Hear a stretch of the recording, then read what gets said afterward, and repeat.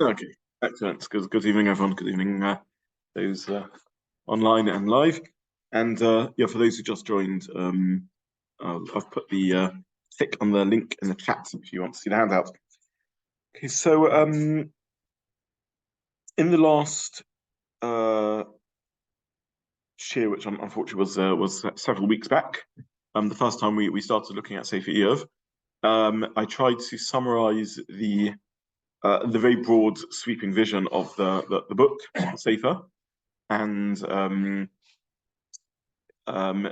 give it sort of a key summary of the plot, as it were. So there's a number of characters in the story, in inverted commas, characters. There's HaKadosh Baruch Hu, there's the Satan, and then there's Iyov and his friends. These are the main protagonists.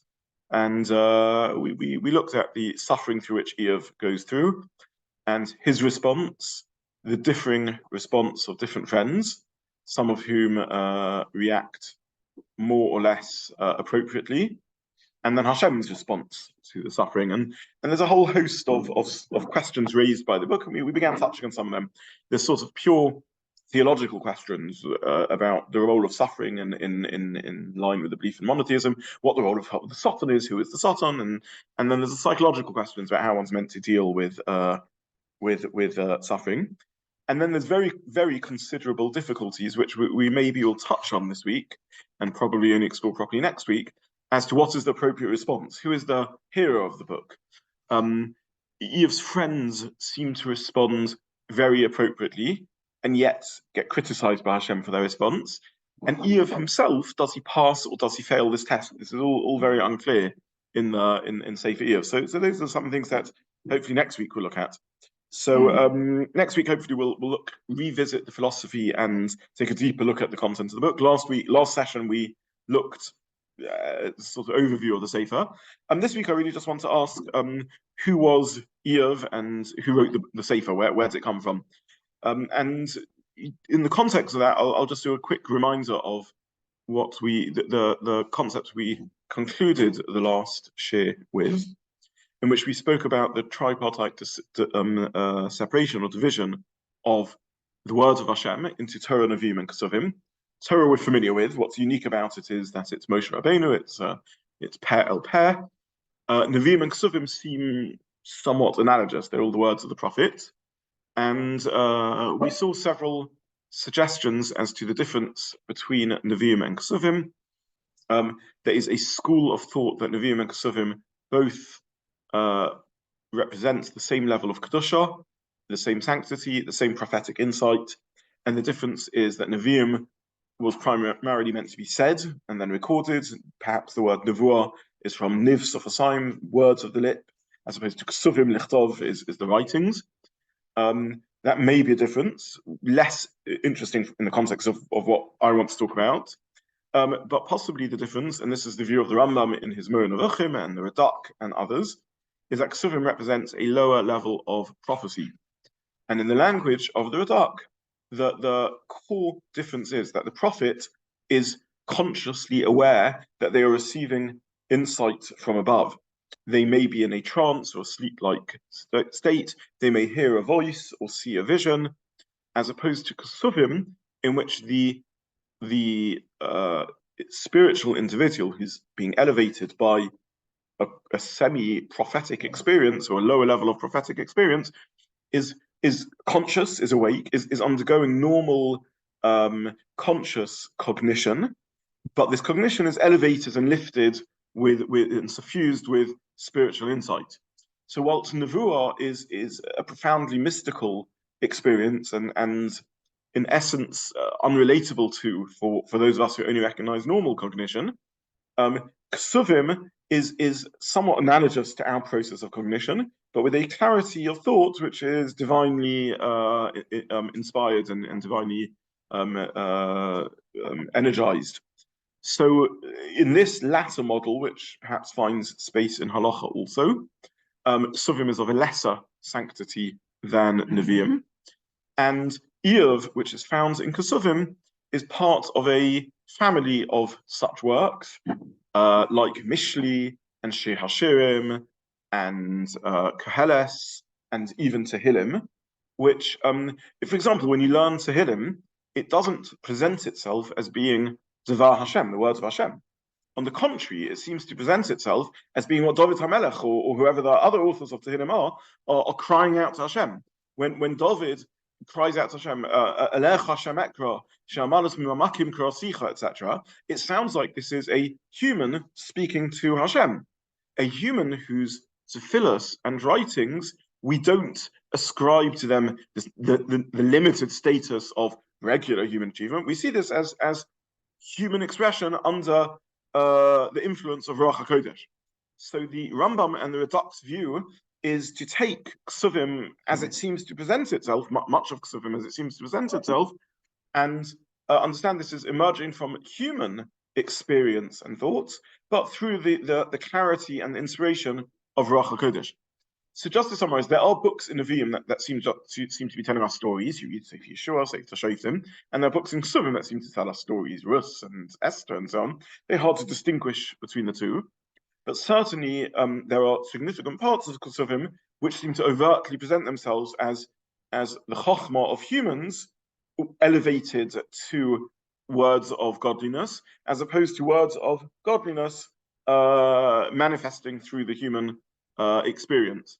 So Iyov is part of that family of Ksuvim. That contextualizes it in the greater setting, in the setting of the books of Tanakh within which it's found, and that, for the purposes of today, is a sufficient summary of where we left things off last week. What I'd like to do now is try to look at a series of really just Gemaras, two pieces of Gemara, which tell us something about who wrote Sefer Iyov, when it was written, and who Iyov was. And what will become apparent is that there are a range of views, each one seemingly citing a different tradition or different textual clues in Iyov about his identity and the book's location in time.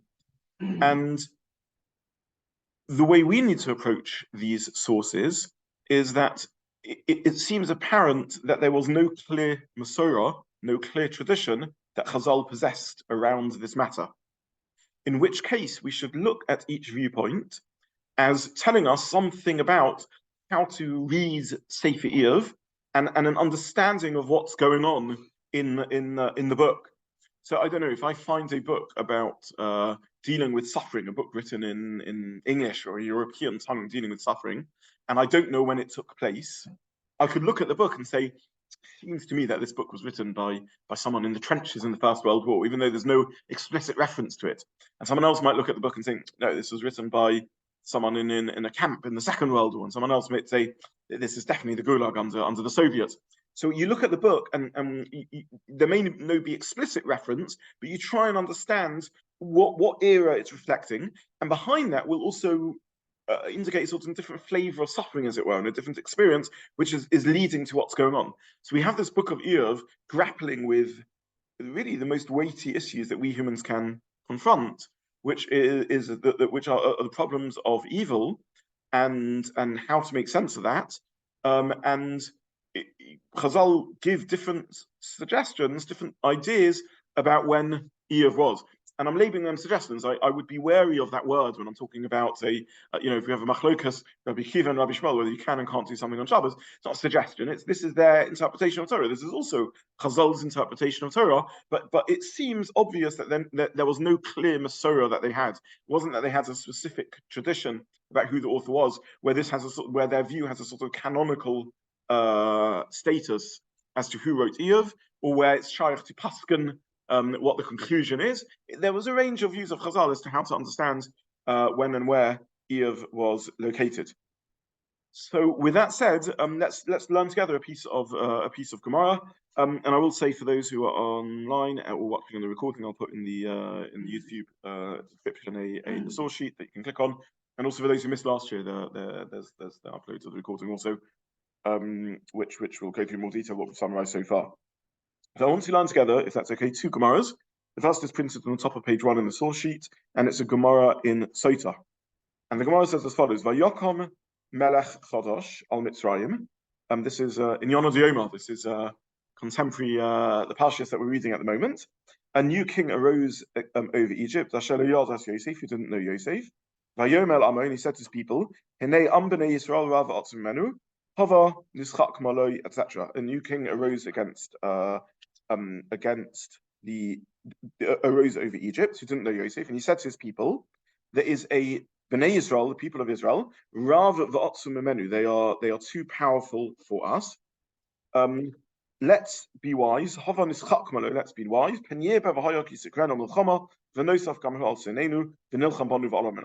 Lest they join our enemies in fighting against us and rise up against us. Omar Rav Chia Ba'aba. Omar Rav Simoy. Said Rav Chia Ba'aba in the name of Rav Simoy. Shlosha Hayu Ba'osa Eitza. There were three in that consultation.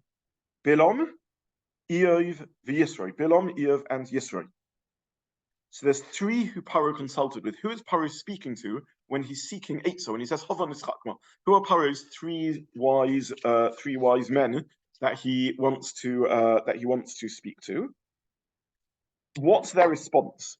Bilom Sheyatz. Bilom, who advised to kill all the children, Nerag. He was ultimately killed by the Jewish people in the confrontation they had many years later in the Midbar.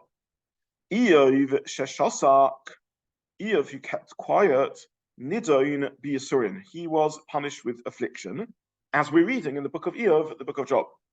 Yisro Shabarach, Yisro, who ran away, Zochu Mimnei Bonov, Sheyoshu B'Lishos Kozis. He merited that his grandchildren sat in the Sanhedrin, in the chamber of hewn stone in the Sanhedrin.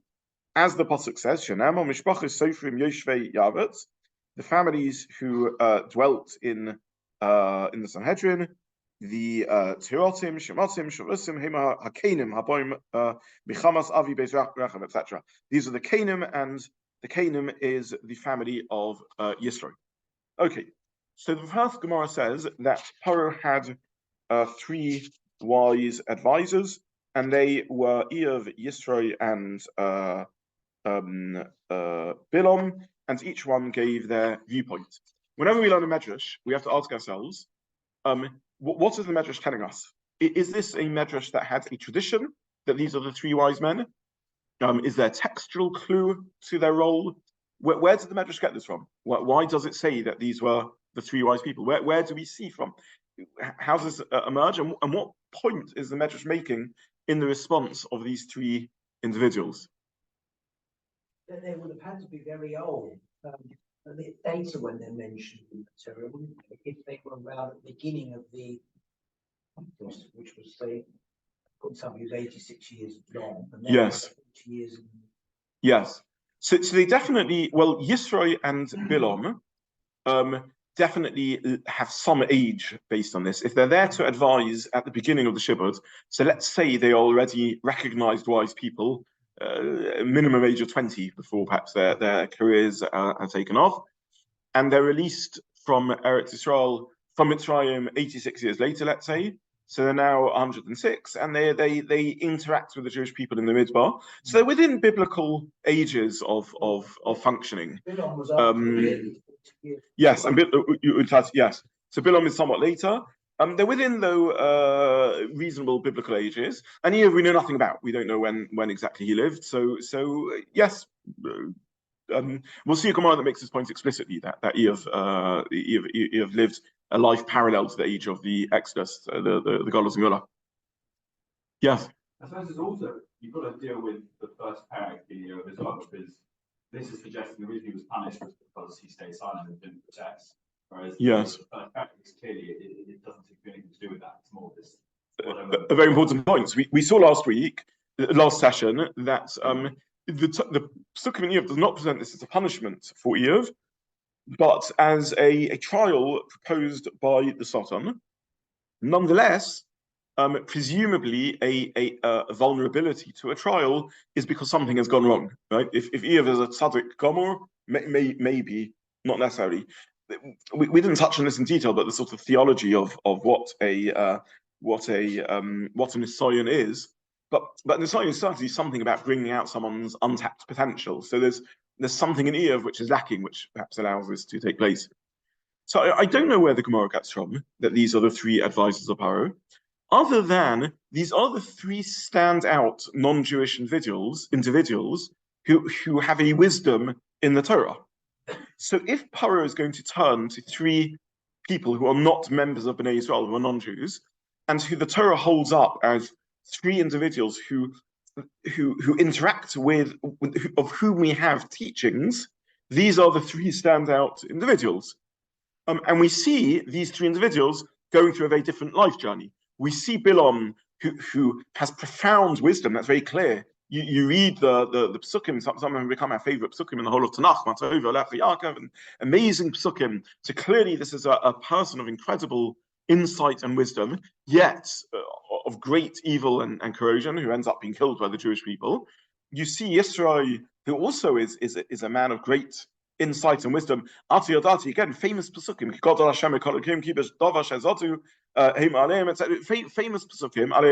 Famous psukim.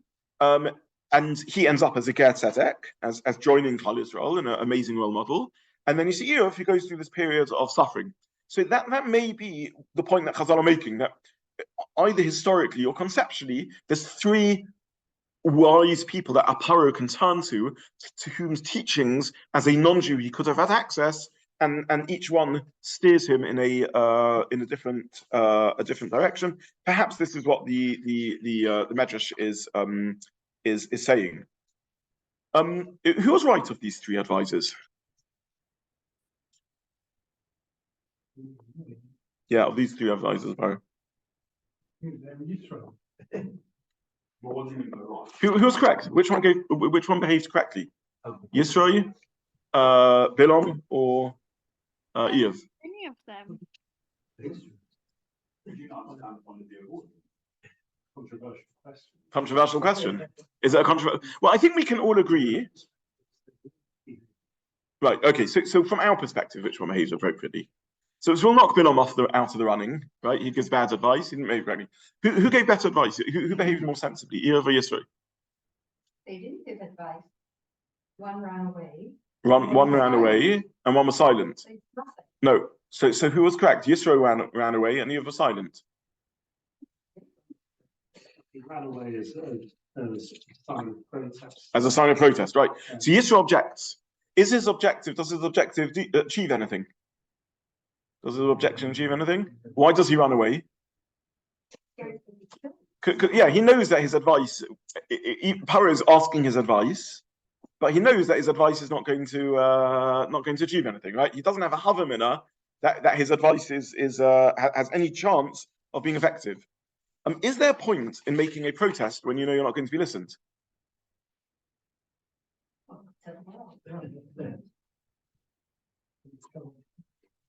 But with Iyov being silent, Iyov's silence might actually be giving Paro the answer he wants.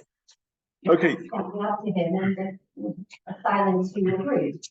So this is a very topical question. It's a moral dilemma in all over the place, right? Is there a point in voicing objection when you know it's only going to bring you suffering? Yisro has to run away, so I don't know what price he paid, but it's never pleasant having to run away for zero purpose. So, and I don't know without going too political, right?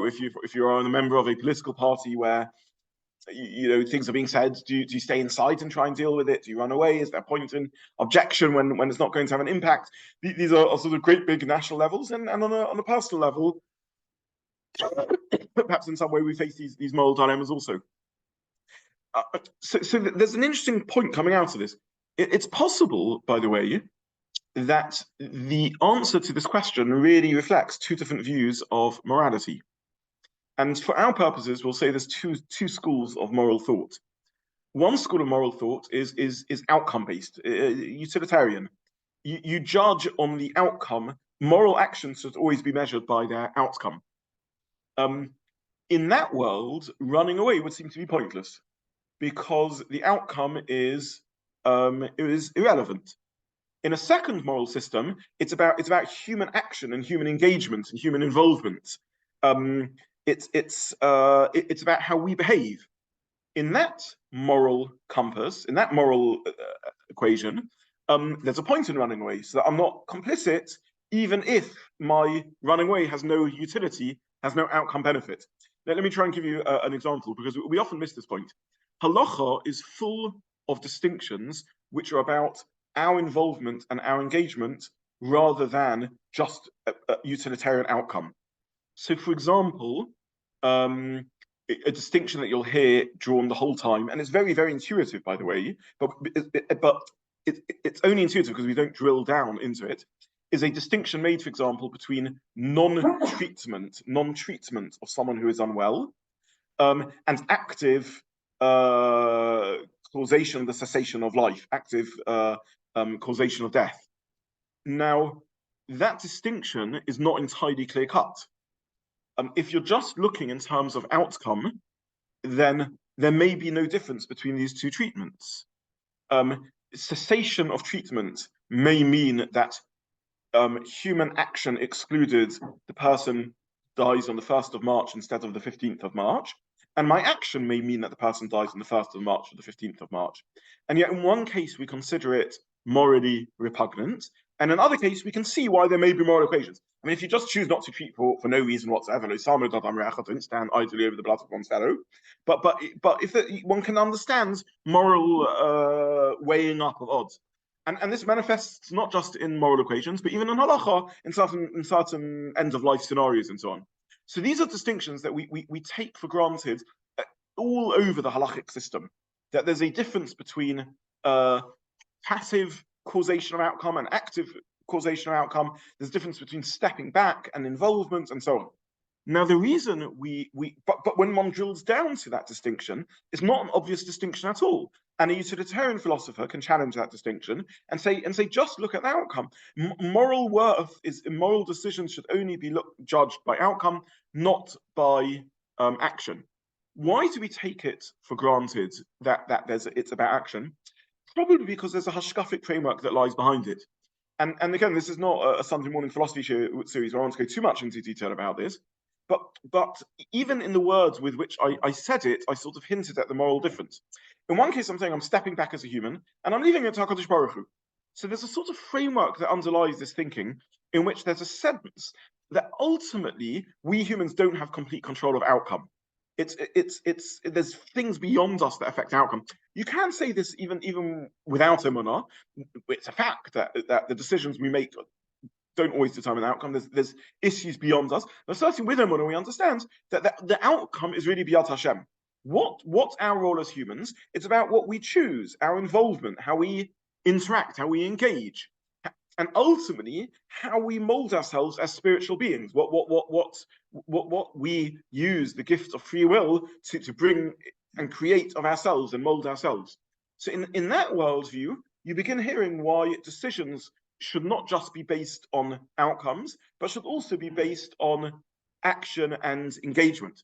Obviously, there's a limit to that. You can have a scenario in which someone is doing the appropriate engagement, but the price they pay is that there's a worse outcome. That's obviously ridiculous. But in situations in which there is equal outcome, how we humans engage can affect the moral appropriateness of the choice. So, and that's really where the idea of a sort of futile protest comes from. We often blur our thinking because the truth is, even in the realm of utility and outcome, sometimes a protest can make a difference. But sometimes someone will say, I know no one will listen to me, but it's still worth protesting. They may mean by that because I think eventually this will have a knock-on effect, in which case they're again getting back to outcome. Or they may mean because I have a moral obligation as to what sort of person I am, how I live, what I do. I can't live with myself. I can't allow myself to be the sort of person who is party to this, even though my action will have no outcome. So maybe this is the distinction between an Iyov and a Yisro. And maybe this is also the distinction between one who joins Klal Yisrael and the other who remains clearly an incredible being, about whom a book in Nach is written, and someone of great spiritual insight and authority, but nonetheless who doesn't become a member of Klal Yisrael. Maybe this is one way of defining what agreement to enter into the covenant of Torah is. If you just look at outcome, everyone has to live a moral life, a life in which they are generating appropriate outcomes. But engagement with a ma'aseh hamitzvah, with involvement in activity, that may be part of what's unique to Torah, and maybe therefore that's the difference between a Yisro and an Iyov. So this may be part of what the Gemara is dealing with over here. There are those who say that there's another aspect to this also, and we'll see when we look in future weeks. There is a trace of Hashem saying this to Iyov, in which Iyov goes through terrible suffering and he screams, and Hashem says to him, it would be better for you to remain silent. I run the world. Better for you to remain silent. And there may be in that also a reading of Chazal around the idea of silence and appropriateness of silence. To say it in its sharpest form, half tragically, half humorously, when we're suffering and we scream or moan about our situation, why are we doing that? Does it affect the utility? Does it affect the outcome? If we're utilitarian philosophers, what's the point of saying anything? And the answer is because we intuit and we understand that even though it's not going to affect the outcome, we want to engage with it. We want to talk about it. We need to process as humans. So maybe this is part also of what Chazal are drawing out in Iyov, which is he goes through these terrible experiences and he doesn't keep silent when he goes through these terrible experiences. So when Klal Yisrael go through the terrible experiences, Iyov is capable of being this rational philosopher. And he says, there's nothing I can do. Paro is not interested in listening. I agree with my former colleague Yisro that there's no chance of Paro listening. Haraya, even the great Tzaddik Yisro, he ran away. He knew that what he had to say was not going to make a difference. So I might as well enjoy my life as a senior minister in Paro's cabinet. Why not? The counter argument is, but then you're complicit. Iyov says, I'm not complicit. It makes no difference. But when it comes to suffering of yourself, then you do cry out. Then you don't adopt this stoic, utilitarian worldview, I can't make a difference. You do express your pain. So if expression of pain has a value, and why does Yisro run away? Maybe because he can't bear seeing the suffering of the Jewish people. If you can't bear pain, then you run away, you scream. So maybe that's also part of what Chazal are trying to draw out when they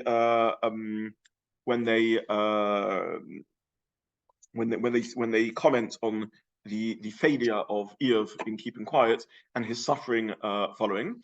And maybe now, in answer to your question, we understand how Chazal are happy to say both their comments and, of course, to know the Pesukim, which say that Iyov's suffering is because of the accusation of the Satan.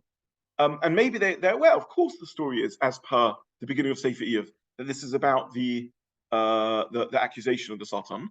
But the Satan is feeding into something, which is Iyov's indifference to the suffering of Klal Yisrael. So this is maybe an attempt at understanding this medrash. Okay, makes sense. Ready to go on? We can look at the next Gemara. Okay. So the next Gemara is a Gemara in Baba Basra. This is source 2 on the. Someone's ready to send me a message. Someone wrote, I don't think any of them, none of them said the right thing. Do you want to elaborate? The person who posted that? You posted it to everyone, so I can name you. Ariel, do you want to explain why you think none of them did the right thing? Sorry, that was when you were asking everyone who said the right thing. Okay. The right thing. I don't think any of them did. Why did none of them do the right thing? Because they should have spoken up. Should have spoken up. Yeah. In other words, you think even Yisro, why does he run away? Why didn't he speak up? Yeah. Okay. Someone else wrote, but with suffering, he's crying to Hashem, who will listen, not arguing with Paro, who won't. We'll see that in Sefer Iyov as we read the story. It's not clear that he's crying to Hashem. There are points in which he is crying to his friends or crying to himself, and he addresses himself very clearly. Okay. Next source is a Gemara in Baba Basra. The Gemara in Baba Basra deals with the whole process of canonization of Tanakh. So we sort of meet Tanakh as a completed work, and we know it as authoritative and canonized. But who decided what will be put in Tanakh? Well, you may say it's obvious what should be put in Tanakh, whatever the Nevi'im said. But Chazal themselves tell us that there are many works of the Nevi'im which were not included in Tanakh. We know even from the Pesukim, there are hints schools of Nevi'im wandering around. Because I'll basically say the determinant of what made it into Tanakh isn't Nevuah, of which there's many, but Nevuah, which is relevant to Doris, that has an eternal message to it. So Nevi'im appeared on the scene and said Devar Hashem, but Tanakh is not just the words of Hashem. Tanakh is the word of Hashem that needs to become part of the eternal message of Hashem. We saw, by the way, in the previous year, which again I don't want to elaborate on too much, that that really everything in Nach is inherent in Torah itself. Once Torah has been given to Moshe, there's no more prophetic chidush, there's no more innovation. Everything has been given to us. Our role is either interpretation, which is that of Torah Sheba'al Peh, or the uniqueness of Nach is its messages of Musar, Tochacha, rebuke, explanation of historic circumstances, deeper insight into Torah. But it's not fundamentally innovative. So it's words of Torah that need to enter into the Torah that we carry with us through history. That's what makes it in Tanakh. So that's the context of the Gemara Baba Basra. It's discussing the process of the formation of Tanakh. And in that setting, the Gemara asks, Mi Chosfon, who wrote the Sifrei Tanakh? And it lists a whole load of, it goes through book by book. I only printed the first line of this. It says, Moshe Kosav Sifroi, or Parshas Bilam, the Iyov. Moshe wrote his book, and the portion of Bilam in the Torah, and the book of Job, the book of Iyov. So, and we're not going to talk about Moshe writing his book, that's Chamisha Torah. We're not going to be talking about him writing Bilam's section. I mean, that's part of Chamisha Torah, so why would you think he didn't write it? Separate discussion. But Moshe wrote his book and Sefer Iyov. The Gemara then carries on, and maybe in hindsight, I should have printed more of these sources. It says Yeshua wrote the last 8 psukim of the Torah, because that describes Moshe's death. And then he wrote his book. David wrote Sefer Tehillim along with 10 other authors. If you look through Sefer Tehillim, even though much of Tehillim is Tehillah David, there are parts of Tehillim which are explicitly ascribed to other people, to Bnei Korach, Namnatseach, Bnei Korach, and so on. And the Gemara lists, if you go through Tehillim, 10 authors of Tehillim, including, by the way, Moshe Rabbeinu again. Tefillah Moshe, right? So there's 10 Tehillim that we say, which were written by Moshe. Okay, so Moshe, according to at least this opinion in the Gemara, is the author of Sefer Iyov. The Gemara is now going to carry on and list a series of opinions about who Iyov was, some of which can accord with Moshe being the author of Iyov, and others of which no way can they accord to the possibility of Moshe being the author, because they're a completely different era of history. So what we're going to try and understand is why would Moshe write Sefer Iyov, and under what role is he writing it in this answer to the Gemara, given our knowledge, which I've already shared, of the continuation of the Gemara, in which the Gemara has a whole list of possible times and authors who wrote Moshe, and who wrote Iyov, and therefore doesn't have anything definitive. So we're cheating. Because of just going in order, I'm telling you we're going to learn a piece of Gemara, I put them in boxes of 10 opinions about who wrote Sefer Iyov and when it was written. We're going to go through them bit by bit. But given that there are so many opinions, we're going to assume that each opinion is expressing an idea. So starting with the first one, why would Moshe write Sefer Iyov? And how does that fit in with his mission as Moshe Rabbeinu, as his life journey?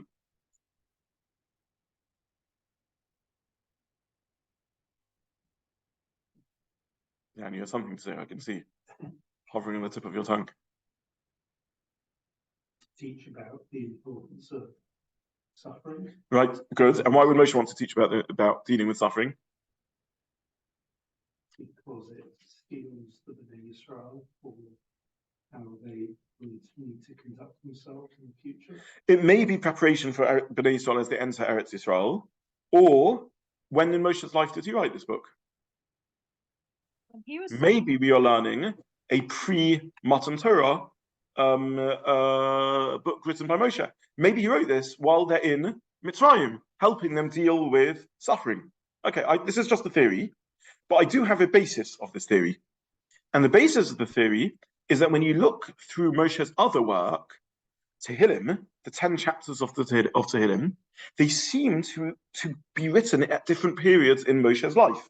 And if you look at the beginning of the periods of Tehillim, they are explicitly dealing with suffering in a most stark and horrific and painful way, in which Tefillah Moshe Shalakim, Toshe Venashadaka, you ground people to nothingness. You they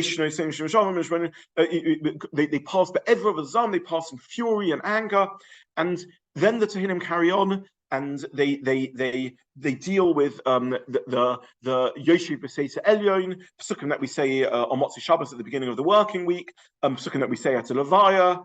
Then they move on to exultant, and we begin praising to Hashem, and they include Mizmor Soda, a tale of thanks to Hashem for things that have happened. So Tehillim, the 10 chapters of Tehillim that Moshe wrote, and please have a look at them and go through them. I would highly recommend them. They are should have a list somewhere in my notes. Yeah, all the way from Sadi to Kuf. You are our sanctuary, Yoshev B'Seis Mizmor Shiliyom HaShabbos, by the way, which Rabbi Yaakov Kamenetsky links specifically to Moshe's role in getting the Jewish people off work on Shabbos. Hashem Molach, Kel Nekomas, Hashem Kel Nekomas, he's davening for vengeance. Then the Chulin Rananos, songs of praise. Mizmor Soda, as I said, the conclusion, the last one that Moshe writes is to him Mizmor Soda. By the way, traditionally, when is Mizmor Soda said? After 4 events. It's equivalent to Bechas HaGomel nowadays. You bring a carbon Toda, right? After 4 events. After going through illness, going through captivity, crossing a sea, and going through the desert, paralleling the Jewish national experience. So Moshe wrote these works in, at least some of them, in Mitzrayim, as works of comfort for the Jewish people to be studied. Possibly, therefore, he wrote Sefer Iyov at the same time in helping people deal with suffering, or maybe later, when they're ready in the Midbar, to help them process the suffering they've been through. So we're getting very personal insight, as it were, into Moshe's life's work according to this Gemara, and maybe that's the basis of the Gemara's suggestion that Moshe wrote Sefer Iyov. Is there a view that the other mission of Mizmor Shiliyom HaShabbos? Yes, there is such view. Yes, yeah, there is such view, but not this Gemara. Yeah. The Gemara does bring Adam writing up to him. Yeah. If it's point was to bring comfortability, so why would he write the main character as somebody who's the perfect ever Hashem? Why not the everyman? Because when we learn Iyov, we discover he's not the perfect ever Hashem. That the part of the book is he starts off life perfect, as the Jewish people start off life perfect. They're Yaakov, they're Avram, they're Yitzchak. They then go through suffering, and Iyov grapples with everything they're going through. His children die, like the Jewish people's children die. His wealth is taken. He's afflicted, and he's ill, and he's in misery. And he does not respond with a classic Marmin response at all. He struggles to such a degree that we'll see later, there are those who say he failed the book. He doesn't emerge from the book as a hero, possibly, or possibly not. But he's not an Avraham Avinu who at least the way we see the story. Again, Avraham may have also struggled in the process, and there are Midrashim that speak about this, but we just read him passing as Messianians. He definitely struggles in the process, and it's true. You may say, what comfort is it to the Jews to read this miserable book of suffering? But they're going through the suffering. There's no point pretending otherwise, and therefore Moshe writes the book to help deal with it. The other point I want to make is that, and this is one of the reasons why I introduced the difference between Kesuvim and Nevi'im and Torah, because most of the time we don't really hear Moshe's voice ever. It's an amazing, the whole of Chamisha Chumshei Torah is Torah's Moshe, and yet Moshe is such a perfect, clear, transparent screen in communicating the words of Hashem that we don't really meet him that much as a character, as his own person. We meet him on odd occasions when he gets upset with Aaron or he strikes but we generally meet him when that perfection is slightly marred, because when he's perfect, he's this perfect, transparent screen. We meet him when he doesn't quite respond correctly. He hits the rock when he shouldn't have hit the rock, and he's davening to Hashem and asking for forgiveness. We don't really see Moshe Ha'ish so much, but somehow or other, perhaps earlier in his career, before he achieves the status, I don't know, though he does describe himself as Ish Elokim, I don't know. But somehow or other, he also writes Kesuvim. Remember that Kesuvim, at least according to many of the Rishonim, is a lower form of prophecy, not just lower than Nevuos Moshe, but lower even than the books of the prophets, in which a person is writing their own words, their own thoughts, but lifted and inspired with it, imbued with a clarity and a kedusha of Ruach HaKodesh. So here, in Tehillim and in Iyov, which are both from Ksuvim, we're hearing Moshe's voice in perhaps in a unique way, in a way that we're not naturally familiar with. We don't normally meet. Again, a suggestion. When did the Gemara doesn't tell us this? It just goes through a series of ideas, opinions about who wrote Iyov.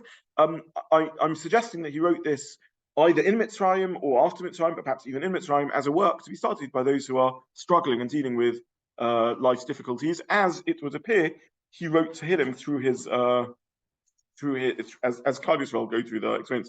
For those who want to Maramokim on this, the Rabbi Yaakov Kamenetsky, speaks about the Tehillim as being part of the writing of Moshe. I don't think he references even that context, but that's the suggestion. Okay, let's go on to the next explanation of the Gemara. Rava Omar, Rava says, so this is the next box from the handout. Iyov b'mei ha-meraglim haya. Iyov was at the time of the meraglim. How so? Ish haya be'eretz Utz, Iyov shemoi. The pasuk says there was a man who lived in Eretz Utz, and Iyov was his name. Now, where is this Utz? Where is Eretz Utz? We don't know of such a place. Uksiv Hosom, and in the story of the mission of the Meraglim, it says, Hayesh bar eitz. Is there a tree? So at this stage, the Gemara thinks there's almost a pun going on. Moshe turns to the Meraglim and he tells the Meraglim to look out for all sorts of things in the lands of Israel, including investigating, is there eitz there? Is there a tree? Which the Gemara seems to think means at this stage, check out the place of Utz. So clearly, Iyov, who's Ish Utz, is living at the time of the Meraglim. I'll ask the Gemara, Midami, is it comparable? Hacha ka'ama, hacha Utz, hasam eitz. They're not even the same name. One is Utz and one is eitz. What do you mean by making this comparison? Answer the Gemara, you've misunderstood. I'm not making a geographical point, I'm making a conceptual point. Hachi ka'ama luhu Moshe Yisrael. This is what Moshe is saying to the Jewish people. Yeshnoi lo'usa adam.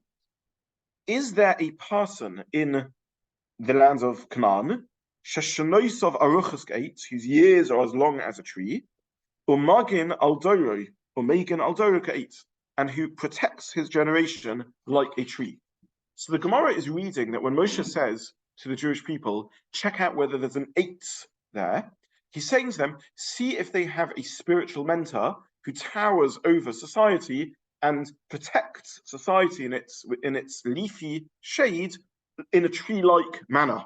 So we refer to a tree as a source of strength, a source of arichas yomim, of length of days, a source of protection and insight. The Torah is referred to as eitz chayim hi, right?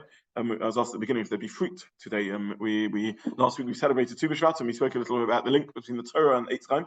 So eitz is a metaphor for a person who offers eitz like tree-like services to his generation.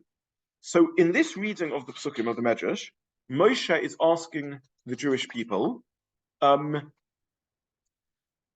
is asking the Meraglim, the spies, when you go into Eretz Yisrael, don't just check out the physical conditions, but also what sort of leadership they have, which sort of spiritual mentors they have. Okay, now this theory as to when and where Iyov lives can sync with the possibility that Moshe is the author of Iyov. Chronologically, it works. It can also work with the idea that Iyov was an advisor of Paro. Chronologically, it works. Indeed, it's referenced here that he seems to have been very old. He lives a ripe old age, like a tree. And in this reading, it would tie closer to Dan's explanation rather than my explanation. This isn't about Moshe writing this book of suffering as a way of processing Mitzrayim, but it's a way of proceeding, going into Eretz Yisrael. Perhaps that's what's being said. It would also tie into the idea that Iyov is a non-Jew, like the previous Gemara we saw, like the Gemara in Sota that we saw. Again, we don't know anything about Iyov, right? He could have been a Jew, as far as we know. He appears as a special character in Nach. You could have assumed he's a member of Klal Yisrael. We saw the Gemara earlier that said no, he's not. He's one of the advisors of Paro. In this Gemara, he seems to be explicitly a member of the nations of Canaan. So in this version, we're being told there is a moral non-Jew who's grappling with real theological issues, who's there living in Eretz Israel.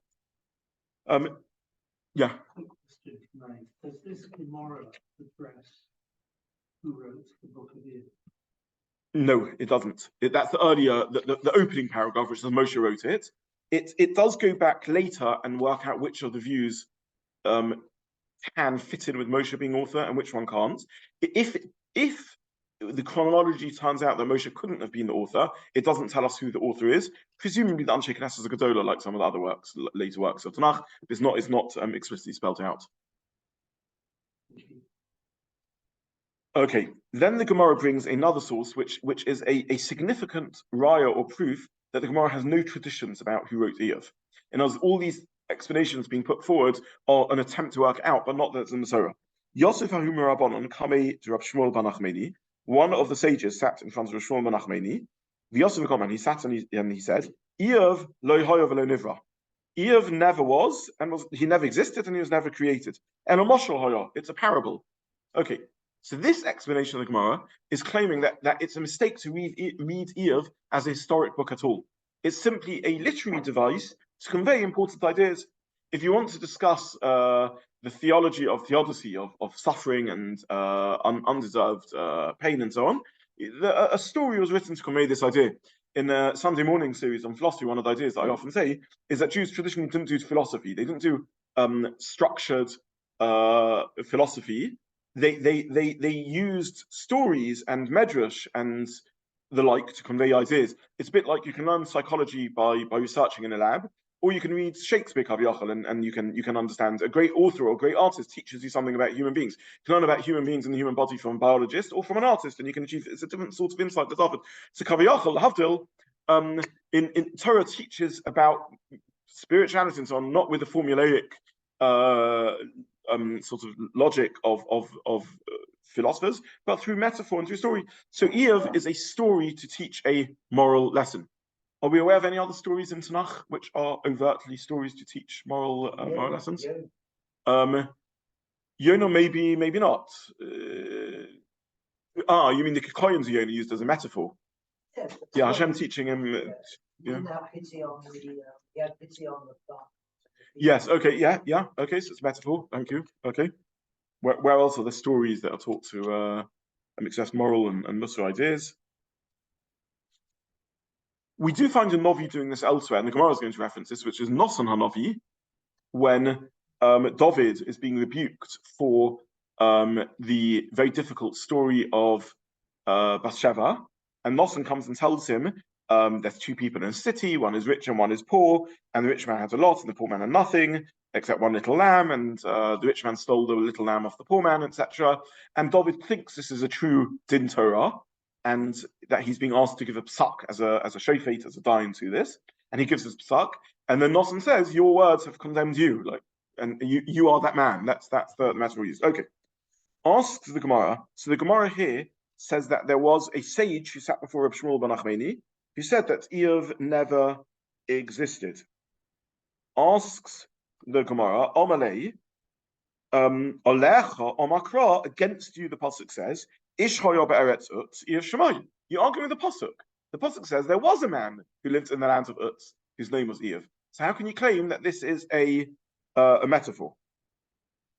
Elomiyata, based on that, asks the Gemara, Olarosh ein kol kim kivsa achas katana ashekana vayechayel. The Gemara cites the story of Noson the prophet, who presented David with the whole story, and there it says there was a poor man who didn't have anything other than one little lamb. So you see that it's not dishonest to say there was a person when you mean a metaphor. So it's, again, let's understand this. The student says, I think Iyov never was. This view is going to be rejected by the Gemara. The only thing I'm bringing out from this view is that there's an openness to such a possibility. Chazal didn't have a clear Masorah against such an idea. The question is that the pasuk says not like you. The pasuk says the opening verse of Job of Iyov says there was a man who lived in Utz. That means there was such a man. Says the Gemara back, defending the view of the students. No, maybe it's metaphor, and nonetheless it's described like that. Answer the Gemara something very interesting. Elo, sorry, ask the Gemara, Mihava, was there such a person in Islam? Elo Moshe Ba'alma. But you see that Nosson meant this as a parable. Hachanami Moshe Ba'alma, in which case the book of Iyov can also just be a mere parable. Answer the Gemara, Im Cain, Shemoy V'Shem Iroloma. His name and the name of his city, what for? So what the Gemara is saying, just to summarize the Gemara outside, the Gemara is saying it's legitimate to use a parable to make a point in Torah. But for the Torah to give a name to the person and a location, that would be needless dishonesty, that would be needless distortion.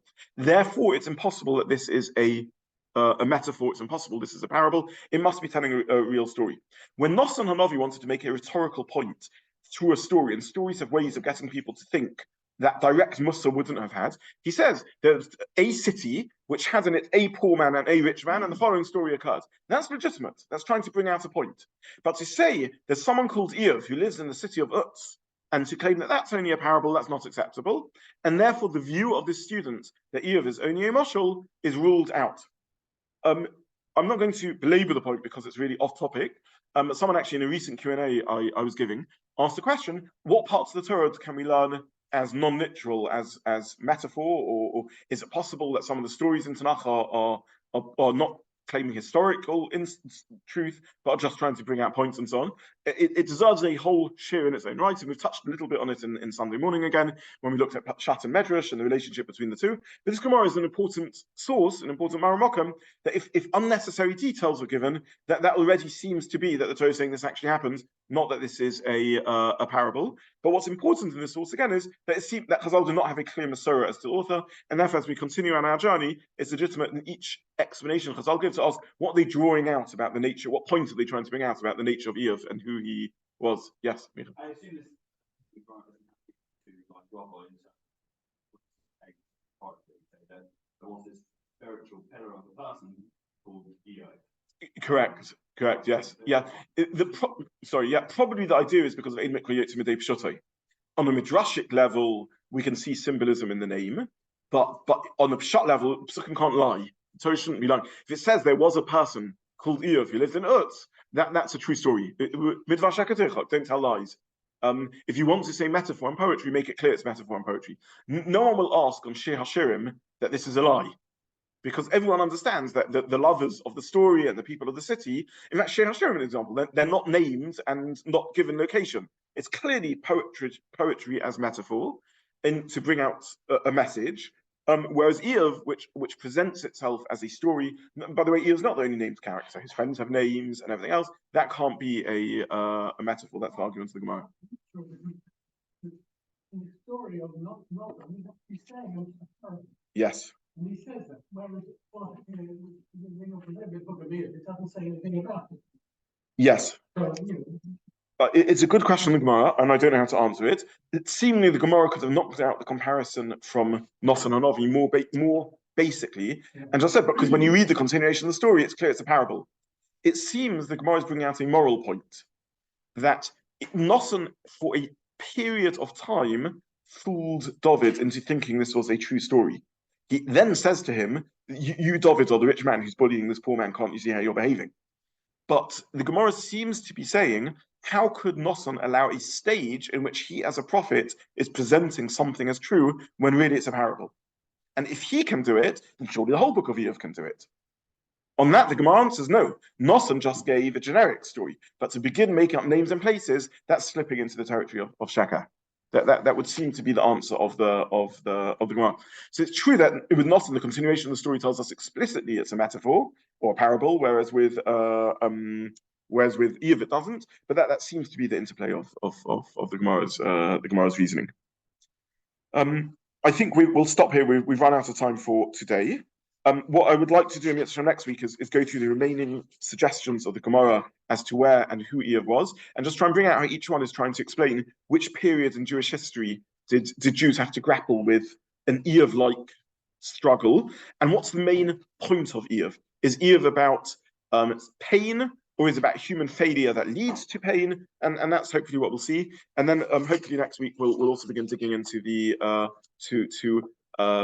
I think next week I'm going to leap to the end of the story actually, and we're going to look at whether Iyov responds correctly to the pain or not. and see a very, very, very interesting debate about the responses to suffering. So I think that's probably because I don't spend so long on contextualizing it that we also don't do that. So we'll stop there for today, and Mr. Cham, we'll resume next week. Good evening. Thank you very much. Thank you. Thank you. Thank you, Dayan Zobin. Thank you very much. Thank you. Story at the last page. Sorry? Is that finding out who did the murder? You know. Yes. Yeah. Well, already last week I gave away the punchline of the story. Yeah. Yeah.